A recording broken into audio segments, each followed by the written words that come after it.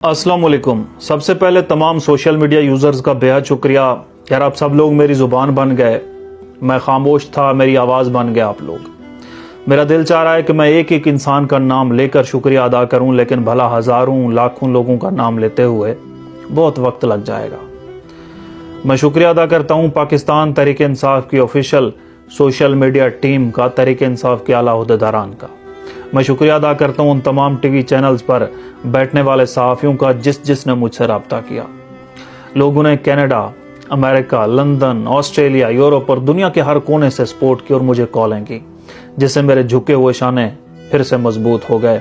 और शुक्रिया आलमी इंसानी हकूक़ के इदारे का, जिसने हर मुमकिन ताउन की पेशकश की और ये पेशकश उनकी अब भी मौजूद है। खुदा किसी पर बुरा वक्त ना लाए, ये काफ़ी बड़ा इम्तिहान होता है, लेकिन खुदा न खास्ता अगर आप में से कोई अगर इस हालत से गुजरा तो इंशाअल्लाह इस भाई को आप खामोश नहीं पाएंगे। ये इंसान आपके साथ खड़ा होगा।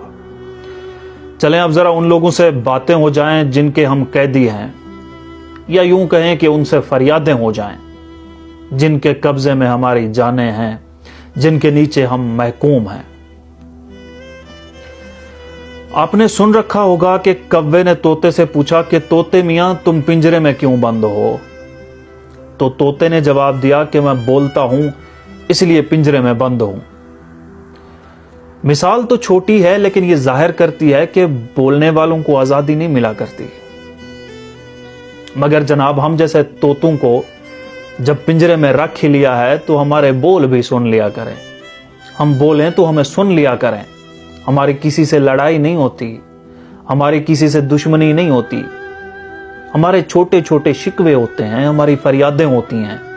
हम आपसे शिकवा नहीं करेंगे तो कहां जाएंगे? आप ही हमारे अपने हैं। शिकवा शिकायत अपनों से ना करें तो किधर जाएं? मैं जब कहूं कि मैं टैक्स देता हूं और मुझे 4 घंटे बिजली मुयस्सर नहीं, तो ये मेरा शिकवा है, लड़ाई नहीं है। बुरा मत माना करें। मैं जब कहूं कि मैं टैक्स देता हूं, मेरे बच्चे को अच्छी तालीम नहीं मिल रही, तो ये शिकवा है, लड़ाई नहीं है। बुरा मत माना करें। मैं जब कहूं कि मैं टैक्स देता हूं, मेरे बच्चे के पांव में जूती नहीं है, उसे अस्पताल से मयारी दवाई नहीं मिलती, तो ये शिकवा है, लड़ाई या दुश्मनी नहीं है। बुरा मत माना करें। हम वोट देते हैं तो क्या अपने नुमाइंदों से शिकायत का हक नहीं रखते? मैं बड़ा हो रहा था तो सरकारी स्कूल में जमहूरियत का मतलब उस्ताद ने मुझे समझाया था कि यहां बड़े से बड़ा अफसर हो या वजीर आजम हो, जमहूरियत में वो अवाम का नौकर होता है। ये बात साला जहन में बैठ गई, मैं क्या करूं? मैं मजीद बड़ा हुआ तो कानून की किताब खोली कि मुकद्दस आइन के चंद पैराए भी याद होने चाहिए। तो आइन के आर्टिकल 19 ने मुझे खोल खोल कर बताया कि आज़ादी इजहार राय तुम्हारा हक है, तुम अपनी मर्जी का बोल सकते हो और बोलो। मैं मर्जी का बोलना नहीं चाहता, मगर मेरे शिकवे सुन लिया करें, मेरी फरियाद सुन लिया करें, हमें चुप ना कराया करें। जब हमारी जुबान चुप होती है तो फिर हमारा पूरा वजूद चीखता है, हमें अपने वजूद की चीखों से खौफ आता है। हमें सुन लिया करें, हम गद्दार नहीं हैं, हम इसी मट्टी के जने हैं, दफन भी इसी मट्टी में होना है। हमारी जायदाद, दौलत, कुल जमा पूंजी इसी धरती में है। हमें सुन लिया करें। हम दुखियारी दिल के लोग हैं जो 75 साल से सियासी, मुआशी, समाजी और अखलाकी अदम इस्तेहकाम देखते आ रहे हैं। हमें सुन लिया करें। हम वो मुसाफिर हैं जो कई सालों से नाजुक मोड़ से गुजर रहे हैं। हम गद्दार नहीं हैं। मेरे 2 बेटे हैं, एक 4 साल का। जब वो बोलना सीख रहा था तो उसे पहला मुकम्मल जुमला जो मैंने बोलना सिखाया था वो पाकिस्तान जिंदाबाद था। और एक 4 माह का जो सारा दिन अकेला पड़ा भूख प्यास से बिलखता रहा कि उसका बाप बोलता है। खैर, वो भी तो आपका कैदी है, उस पर जबर 4 माह की उम्र से शुरू हो गया तो क्या हुआ? कल भी तो उसने सहना यही कुछ है ना। हम गद्दार नहीं हैं। ऑन द रिकॉर्ड कह रहा हूं कि हलफ देकर कह रहा हूं कि अगर इस धरती पर कभी आंच आने लगे, धरती बेटों की कुर्बानी मांगने लगे, तो सबसे पहले मेरे दोनों बेटे ले जाइएगा और सबसे पहले मेरे दोनों बेटों की कुर्बानी दीजिएगा। हम गद्दार नहीं हैं। हमें बोलने की बीमारी है। हमारे बोलने में आपको कभी इंतशार नहीं मिलेगा।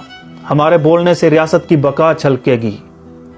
अंग्रेजी का एक कॉल है, if you can speak you can influence, if you can influence you can change lives.